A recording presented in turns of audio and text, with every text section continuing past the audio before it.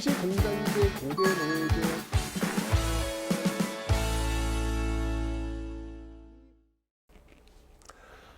네, 안녕하세요 여러분들. 역사는 찰토상. 네. 자, 여러분 실리콘밸리 아시죠? 네, IT의 어떻게 보면 메카라고 볼 수 있는 곳인데, 그곳에서 뭐 요즘 신흥 부자들, 네, 어마어마한 부자들이 쏟아져 나오고 있습니다. 뭐 사실 이게 세계적인 경향이죠. 우리나라도 지금 1등 부자가 삼성 소유주가 아니라 IT 그쪽 계열의 소유주가 가장 부자 아니겠습니까? 세상이 이제 그쪽으로 많이 변하고 있는데, 그런 그 IT의 메카라고 할 수 있는 이 실리콘밸리에 그 문화가 하나 있답니다.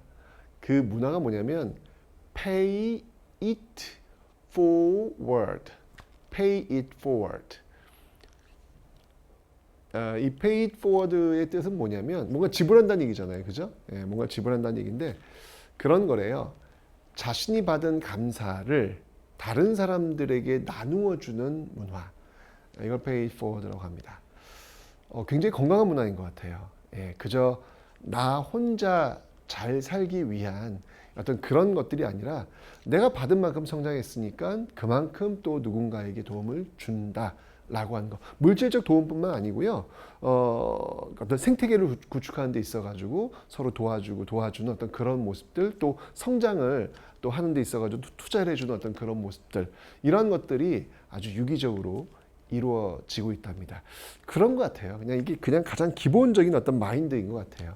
내가 지금 잘 누리고 있는 이것들이 다 내가 잘 돼서 능력이 좋아서 이렇게 생각하지 않는 거예요. 그죠? 참 그 좋은 모습이 아닐까. 우리도 역시 뭐 그런 모습들 많이 나오고 있잖아요. 그죠? 이런 페이 잇 포워드, 이런 어떤 모습들이 많이 좀 활성화되었으면 좋겠습니다. 저 역시도 역시 마찬가지로. 네. 이렇게 무료 강연을 21년 동안 했던 이유는 바로 그런 어떤 것을 한번 좀 실천해보고 싶었던 그런 어떤 작은 움직임에서 시작되지 않았나.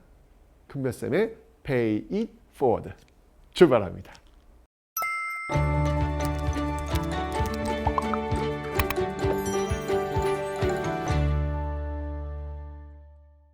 자, 일제강점기는요, 여러분들 공부할 때요, 방법이 있어요. 자, 여기 지금 보시면 알겠지만, 요 틀입니다.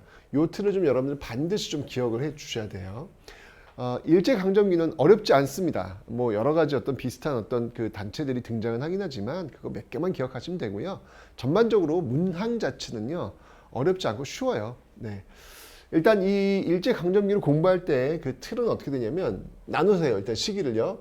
10년대, 10년대, 20년대, 30년대 이후 이렇게 나누세요. 45년도 우리 광복했으니까 이렇게 세 시기로 나누는 겁니다. 하나, 둘, 세 시기 이렇게 나누는 거예요. 나눈 다음에 이 당시 일제의 정책이 무엇이었는지를 하나씩 요 주머니, 여기 주머니라고 한번 생각해 봅시다. 요 주머니에 쏙쏙 집어 넣으시면 되는 겁니다. 그러니까 10년대 일제 정책이 뭐고, 20년대 정책이 뭐고, 30년대 정책이 무엇이다. 반드시 여러분 한 문제 이상은 나옵니다. 어떨 땐 두 문제도 나올 수 있어요. 그리고 이 문제는 맞추셔야 돼요. 맞추라고 주는 문제입니다. 아셨죠? 어렵지 않다는 이야기예요. 자, 그래서 일제 정책들을 일단 기억을 해두세요. 10년대, 20년대, 30년대 정책. 자, 그러면 이런 어떤 일제의 어떤 그 정책에 맞서서 우리가 어떻게 저항했느냐, 그 저항의 역사를 이제 또 배우는 겁니다. 저항의 역사를. 근데 국내에서 어떻게 저항했는지, 국외에서 어떻게 저항했는지 지역으로 일단 나누고, 이걸 다시 10년대, 20년대, 30년대 역시 마찬가지로 주머니에다가 쏙쏙 집어넣는 그런 공부를 한다라고 하는 거. 요게 일제강점기를 공부하는 핵심적인 방법이 되겠습니다. 아셨죠? 자, 그럼 지금부터 한번 가보겠습니다. 우리가 이제 첫 번째 10년대부터 이제 출발하는 거예요. 10년대부터 한번 가볼게요. 우리가 오늘 배울 부분은 일제 정책입니다. 일제가 어떤 정책들을 10년대 했는지, 20년대 했는지, 30년대 이후에 했는지 그 내용들을 지금부터 배워보도록 할 텐데 먼저 10년대입니다. 10년대는 여러분들 그거죠. 뭐 강제로 지금 병합한 거 아니겠습니까? 예, 강제로 뺏은 거 아니겠습니까? 이 뺏은 상황 속에서 그들이 할 수 있는 건 뭐냐면 폭압적인 방법, 폭력적인 방법 이걸로 찍어 누르는 거죠. 강제로 뺏었으니까 반발하지 못하도록 찍어 누르는 방식, 이 방식을 사용했습니다. 이걸 우리는 뭐라고 하냐면 무단 통치라 그래요. 뭔가 이 느낌이 오잖아. 예, 무인들이 통치하는 거. 군인들이 통치한단 말이에요. 예, 그러니까 민간인들이 통치하는 게 아니라 군인들이 통치한단 말이야. 분위기가 얼마나 살벌했겠어. 그죠? 자, 이 무단 통치 1910년대의 모습인데요. 자, 기억하셔야 합니다. 이제 통감이 끝났어요.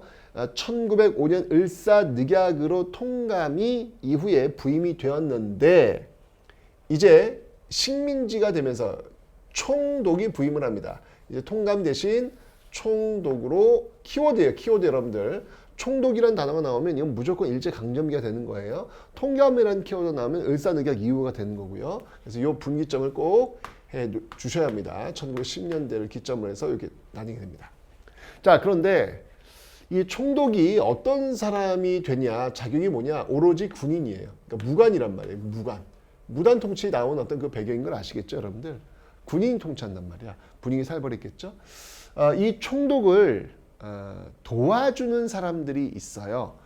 중추원이라고 하는 걸 해가지고 조선 사람들 중에서 이런 총독에게 자문을 구하는, 왜냐면 일본 사람들이 왔으니까 조선 잘 모를 거 아니야. 그 조선을 좀 알려줄 수 있는 그런 자문기구, 이게 이제 중추원이라는 곳인데요. 뭐 쉽게 얘기하면 뭐 중추원은 친일 세력들로 구성된 그런 곳이다 라는 것이죠. 네. 그러면서 이제 우리 역사를 왜곡하는 어떤 그런 역할, 기능을 하기도 합니다.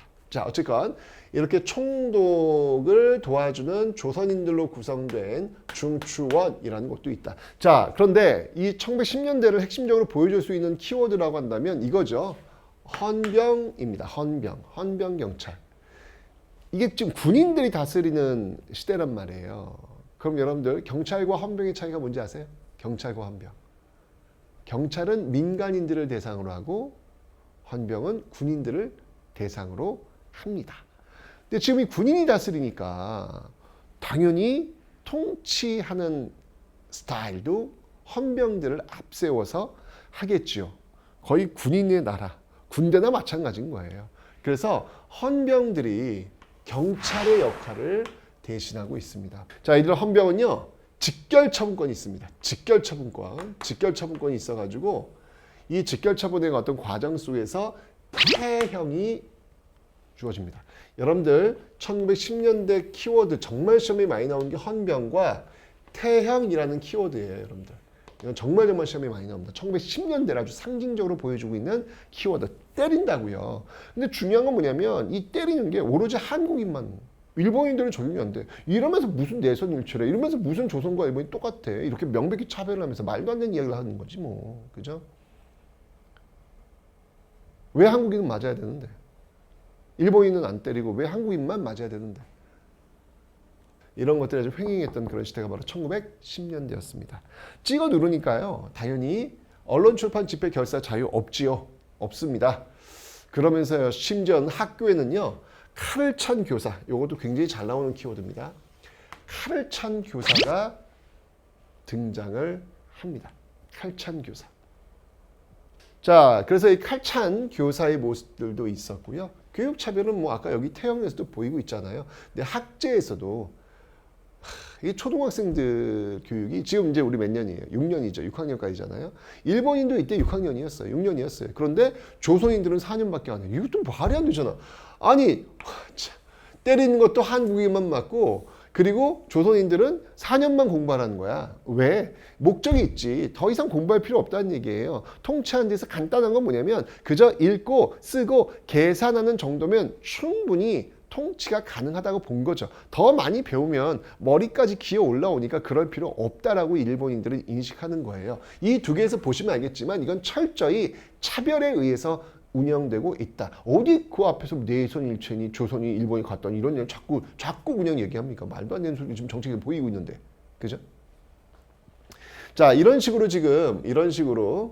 지금 차별에 입각한 강압적 무단 통치가 1910년대 정책의 핵심이었습니다. 이해가 되시죠? 강제로 나라를 뺏었으니 강제로 찍어 누르는 겁니다. 자, 다음엔 경제 파트의 정책, 1910년대 경제 파트의 정책을 한번 보도록 하겠습니다. 자, 일단 식민지 했으니까 제일 먼저 해야 될 게 뭐예요? 땅이지 뭐. 땅 정리해야 될 거 아니에요. 땅을 빼앗거나 땅을 조사하거나 이래서 어떤 땅을 확보를 해야 될 거 아니에요. 그죠? 그래서 1910년대 당연히 토지조사 사업 들어갑니다. 자, 이 토지조사 사업 키워드 기억을 좀 해놓으셔야 돼요. 들어갑니다. 자, 근데 이 토지조사는 어떤 방식으로 했냐면 일단 기본적으로 신고해야 돼요. 그러니까 내가 내 땅이 여기서부터 여기까지입니다라고 신고를 해야 돼. 그런데 그냥 신고하는 게 아니라 문서를 써가지고 증거를 대서 여기서 여기까지 내 땅이라는 것을 대야 돼요. 근데 문서가 너무 어려워. 한자로 다 돼 있으니까 얼마나 어렵겠어. 일반 백성들한테는요. 쉽지 않죠. 자, 그런데 이제 일제가 이 토지 조사 사업을 한 이유가 있죠. 가장 중요한 거. 여기 지금 이제 한국을 식민지로 삼았어. 그럼 이제 한국에서 세금 뜯어가야 될 거 아니에요. 세금을 뜯어가려면 어디에 얼마만큼의 땅이 있는지를 정확히 조사해야 될 거 아니에요. 그죠? 바로 그런 차원에서 근대적 토지 소유권을 확립한다는 미명하에 가장 중요한 건 바로 이겁니다. 재정 확보예요. 예, 재정을 확보하기 위해서 왜냐면 식민지를 운영하는 데 있어가지고 돈이 필요할 거 아니야. 그 돈 어디서 나오겠어요? 식민지 살고 있는 조선 사람들한테 세금 뜯어가지고 그 정책 시행이 되지 않겠습니까? 그래서 재정 확보 차원에서 토지 조사 사업을 시행했다라는 걸 보시면 되겠습니다. 자, 그런데 이 토지 조사 사업이 낳은 그 후유증이 커요. 일단 뭐 신고를 못했거나 증거를 못된 그런 땅들은 빼앗겼겠죠. 네, 이렇게 해가지고 이제 일본은 또 땅도 빼앗아 갔고요. 그 다음에 또 이제 어떤 문제가 발생하냐면 사실 이 일제가 토지 조사 사업을 시행하기 이전까지만 해도 도지권이라고 하는 게 인정이 되었습니다. 도지권. 이걸 이제 경작권이라고 하는데 이게 뭔지 설명드릴게요. 이게 무슨 말이냐면 그래 나 땅 없어. 그럼 어떻게 해야 돼? 나 소작농이니까 지주에게 땅을 빌려가지고 내가 농사를 지어야 될 거 아니에요. 그리고 거기서 이제 나온 생산량의 일부를 땅 주인, 지주에게 지급해야 되겠죠. 그죠? 그런데 이때 내가 이 지주의 땅을 농사 지을 수 있는 권리, 이게 우리 할아버지가 있었으면 아버지도 있었던 것이고 나도 있는 거고 내 아들도 있는 거예요. 그러니까 소작할 수 있는 권리가 있다고요. 이것이 철저히 부정이 됩니다. 예, 부정이 되고요. 오로지 계약에 의해서만 운영이 되도록. 그러니까 농민들의 처지는 더욱더 열악해질 수밖에 없죠. 왜냐면 계약이면 아무래도 지주의 눈치를 봐야 되고 지주로부터 어떤 스트레스를 받을 수 있는 그 범위가 더 커질 수밖에 없잖아요. 언제 잘릴지 모르니까. 그죠? 네, 그래서 굉장히 토지 조사 사업을 통하면서 열악한 상태로 전락하게 되었다. 농민들은 더 피해를 봤다라고 하는 거 기억해 놓으시면 되겠습니다. 다음요. 또 뭐가 있냐면 회사령이라는 게 있습니다. 회사령. 토지조사사업, 1910년대 토지조사사업과 회사령을 꼭 기억해 두셔야 돼요. 뭐 사실 이때는요. 1910년대니까 일제가 우리나라를 식민지로 만들기 위해서 관련된 법들을 괜히 만들지 않았겠습니까? 굉장히 무슨 령, 뭐 회사령, 뭐 산림령, 뭐 무슨 령 굉장히 많이 만들었던 시기예요. 그 중에 하나 기억할 게 이 회사령이라는 겁니다. 간단해요. 회사령이라고 하는 것은 바로 회사를 세울 때는 허가를 받으라는 거예요. 허가를. 총독부한테. 그러면 총독부가 마음에 안 들어. 저 민족운동하는 것 같은데 마음에 안 드는데 그럼 어떻게 되겠어요? 허가를 안 내줄 거 아니야. 철저히 총독에 의해서 이 민족 자본이 통제를 받게 되는 그런 모습으로 지금 가고 있더라.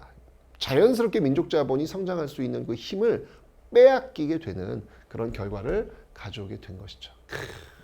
어떻습니까? 1910년대 모습. 강압적 분위기 속에서 헌병이 그냥 이 때리는 어떤 그런 분위기 속에서 지금 그냥 선생님들 칼 차고 들어오고요. 땅은 이제 막 뺏기고 있고 뭐 세금 뜯어가고 있고 지금 회사 마음대로 살지 못하는 1910년대 정말 최악의 시기. 그게 지금 1910년대 모습이라는 거예요. 살 수 있겠습니까?